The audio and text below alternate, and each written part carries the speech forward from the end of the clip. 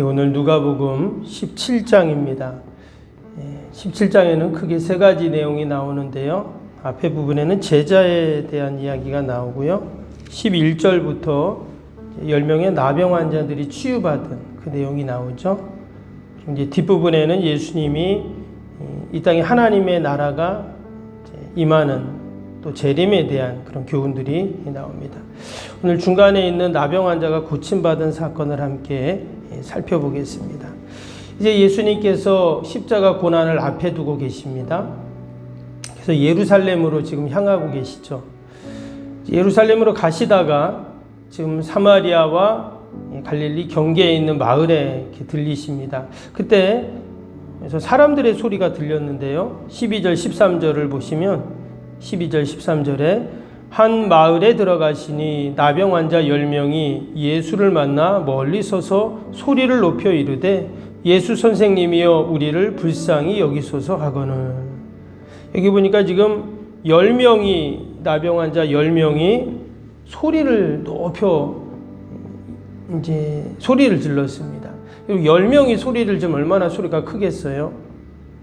그래서 예수님이 쳐다보니까 바로 흉측한 몰골을 하고 있는 나병 환자들이었습니다. 우리가 나병 환자 당시 유대 사회의 나병 환자에 대해서 우리가 여러 번 같이 말씀을 보았죠. 율법에 의하면 그들은 부정한 자들로 여겼습니다. 때문에 일반인들과 가족과도 함께 할 수 없는 그런 참 너무나 비참한 그런 상황이 됐죠. 만약에 길에서 이 나병 환자들을 만나게 되면 이 나병 환자들은 율법에 그렇게 되어 있어요. 윗 입술을 물고 죄를 탁 뒤집어 쓰고 나는 부정하다 하면서 지나가게 되어 있습니다. 그럼 이제 사람들이 그 모습을 보고는 나병 환자다. 그리고 이렇게 피하는 거잖아요. 그러니까 이 사람들은 사실 누군가 도와주지 않으면 살 수 없는 참 너무나 불쌍한 그러한 사람들이죠. 특별히 치료법이나 약도 없었습니다. 그러니 더 가련한 인생입니다. 사람들은 뭐라고 생각하냐면 아니 무슨 죄를 졌길래 저런 병이 걸리고 저렇게 고통을 당하나 이렇게 이제 여겼다는 거예요. 근데 예수님께서 지금 그들의 소리를 들으시고 이제 뭐라고 하셨냐면 14절을 보겠습니다. 14절을 보면 보시고 이르시되 가서 제사장들에게 너희 몸을 보이라 하셨더니 그들이 가다가 깨끗함을 받은지라. 먼저 보면 예수님이 그들을 보시고 그랬어요.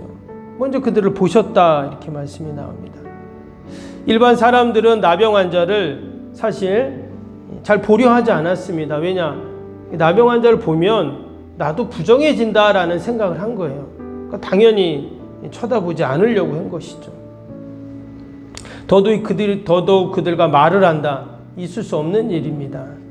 근데 예수님은 지금 그들을 보시고 또 그들에게 말을 하셨어요. 제사장들에게 너희 몸을 보이라. 우리가 이 말씀을 읽으면서 예수님은 언제든지 우리가 부르짖고 기도할 때 여러분 우리의 기도 소리를 들으시는 우리 주님이십니다. 심지어 나병 환자가 소리를 지르고 하도 예수님이 쳐다보시고 그들의 소리를 들으시고 그들의 연약함 또 그들의 부족함을 다 그렇게 감싸 주시는 우리 주님이시죠. 동일하게 이 새벽에도 우리가 함께 기도할 때 반드시 우리의 기도를 들어주시고 또 우리의 모든 연약함을 해결해 주시는 우리 주님이신 줄로 믿습니다. 아무도 관심 없는 나병 환자들에게도 예수님은 이러한 은혜를 베풀어 주십니다. 말씀드린 것처럼 사람들은 나병 환자를 보면 나도 부정해진다라고 생각을 했거든요. 예수님도 그 사실을 아실 겁니다. 그럼에도 불구하고 또 말을 해서도 안 되는데 예수님은 그들에게도 구원의 은총을 베풀어 주셨어요. 근데 오늘 말씀해 보니까 이 나병 환자들이 제사장에게 가다가 어떻게 됐죠? 몸이 깨끗하게 되는 놀라운 기적을 지금 경험을 했습니다. 뭐 약을 먹은 것도 아니고 무슨 특별한 치료를 받은 것도 아니고 그냥 예수님을 만나서 예수님이 제사장에게 가서 보이라 이 말밖에 들은 게 없는데 이런 기적이 일어난 거예요. 근데 오늘 이 말씀을 보니까 지금 예수님을 그들이 만났죠. 또 예수님이 그들에게 말씀을 하셨습니다. 그리고 또 한 가지는 뭐죠? 그들이 지금 예수님에게 그런 말을 했잖아요. 우리를 불쌍히 여기소서. 이 말 속에는 어떤 의미가 있을까요? 예수님이 우리를 불쌍히 여기셔서 우리의 문제를 해결해 주실 것이다 라는 그런 믿음이 그 안에 있었던 거예요. 그래서 19절에 예수님이 이렇게 말씀하시죠. 그에게 이르시되 일어나 가라. 내 믿음이 너를 구원하였느니라 하시더라. 그러니까 지금 이 놀라운 치유의 역사 속에는 뭐가 있냐? 예수님을 만나고 예수님의 말씀을 듣고 또 뭐예요? 예수님이 나를 고쳐주시고 내 문제를 해결해 주신다는 믿음. 이 세 가지가 다 거기에 있었던 겁니다. 여러분, 우리가 이 새벽에도 주님 만나러 이 새벽에 나왔는데 또 우리가 하나님의 말씀을 듣고 또 내 안에 내 인생의 문제를 반드시 하나님 해결해 주신다는 믿음을 갖고 나아가면 여러분, 우리에게도 오늘 이 본문에 나오는 이 병자들에게 나왔던 놀라운 치유의 역사들이 분명히 있을 줄로 믿습니다. 오늘 말씀은 여기서 끝나지 않고 그 고침받은 환자들이 이제 어떻게 했습니까? 그 중에 한 사람이 예수님께 왔어요. 그래서 예수님의 발에 엎드려 감사했다 그랬죠. 16절에 보니까 예수의 발 아래에 엎드려 감사하니 그는 사마리아 사람이라. 그래서 엎드려 감사했다는 것은 최고의 감사겠죠. 더 나아가서는 예배를 의미하기도 합니다. 그래서 우리가 하나님 앞에 예배드리고 또 감사하는 이유와 근거가 여기 있죠. 나에게 베풀어 주신 그 은혜, 그 은총을, 축복을 우리가 감사하면서 하나님 앞에 나오는 겁니다. 근데 오늘 17절에 보니까 예수님이 이런 말씀을 하셨어요. 예수께서 대답하여 이르시되 10사람이 다 깨끗함을 받지 아니하였느냐? 그 9은 어디 있느냐? 지금 한 사람만 돌아왔잖아요. 그러니까 예수님이 도대체 나머지 9명은 어디 갔냐? 궁금해 하셨어요. 근데 이 말씀은 왜 나머지는 감사하러 안 왔어? 이렇게 예수님이 질책하려고 책망하려고 하신 말씀이 아니라 지금 예수님께서 그들이 감사하든 감사하지 않든 어떻게 해요? 고쳐주셨어요. 이미 고쳐주신 겁니다. 그 한 사람만 감사하러 온 거고 나머지 9명은 그냥 집에 가든지 제사장에 갔겠죠. 무슨 말이냐면 지금 감사하든 감사하지 않든 이미 예수님은 그들을 불쌍히 여기셔서 고쳐주셨다는 거예요. 그런데 육신의 그 구원뿐만 아니라 어때요? 그들의 영혼의 구원까지도 예수님은 다 고쳐주시고 해결해 주시려고 했다라는 것입니다. 육신의 나병뿐만 아니라 영혼의 나병까지도 다 예수님은 고쳐주고 싶은데 안타까운 것은 그 9명도 감사만 했다면 하나님께 영광만 돌렸다면 진정한 치유를 분명히 경험했을 것입니다. 우리가 이 말씀을 보면서 우리도 어때요? 다 우리는 구원받은 자들이잖아요. 우리가 그 은혜에 늘 감사하는데 오늘도 우리가 주님 앞에 나와서 우리의 모든 인생의 문제들 주님이 해결해 주신다라는 그 믿음을 갖고 여러분, 저와 여러분이 늘 하나님께 감사하는 은혜가 있기를 축복합니다. 그래서 육신의 질병뿐만 아니라 육신의 문제뿐만 아니라 우리 영혼의 문제까지도 우리 주님이 다 해결해 주실 줄로 믿습니다. 오늘도 우리 말씀 생각하면서 함께 금요일 기도 함께 하도록 하겠습니다. 금요일 기도입니다. 새 성전 건축을 통해 주님의 지상 명령을 수행하게 하옵소서. 아멘. 복음의 능력으로 사람을 살리고 세우는 거룩한 공동체로 쓰임받게 하옵소서. 아멘. 선교 부재 봉사 섬김이 새로운 공간을 통해 역동적으로 펼쳐지게 하옵소서. 아멘. 사도행전을 꿈꾸고 이루는 위대한 교회로 세워지고 쓰임받게 하옵소서. 아멘. 성도들의 간절한 기도와 눈물의 헌신으로 든든히 서가는 교회가 되게 하옵소서. 아멘. 주일을 온전히 성수하며 온전한 11조헌금을 드리는 성도가 되게 하옵소서. 아멘.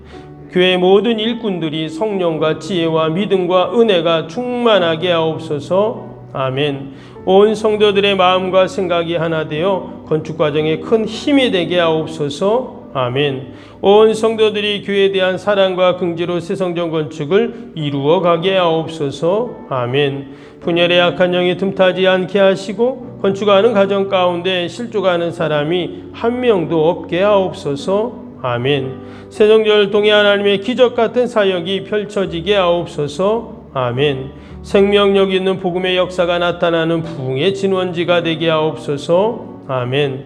세계를 품고 열방을 위해 기도하는 공간, 거룩한 소통의 공간이 되게 하옵소서. 아멘. 성도들이 벅찬 마음으로 성전에 임할 하나님의 영광을 소망하게 하옵소서. 아멘. 하나님의 꿈과 비전이 아름답게 펼쳐지는 것을 다 함께 누리게 하옵소서. 아멘. 예수님의 이름으로 기도합니다. 아멘.